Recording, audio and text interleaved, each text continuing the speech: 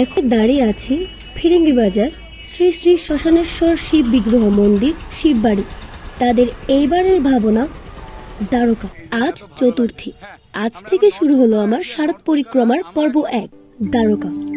সমুদ্র তীরবর্তী এই নগরী ছিল শ্রীকৃষ্ণের রাজধানী, যা মহাভারতের কাহিনীতে অমর হয়ে আছে। দ্বারকা ছিল ধর্ম, রাজনীতি ও বাণিজ্যের এক সমৃদ্ধ কেন্দ্র। তাই দ্বারকা নগরী শুধু একটি রাজ্য নয়, ভগবান শ্রীকৃষ্ণের মহিমা ও ঐতিহ্যের প্রতীক।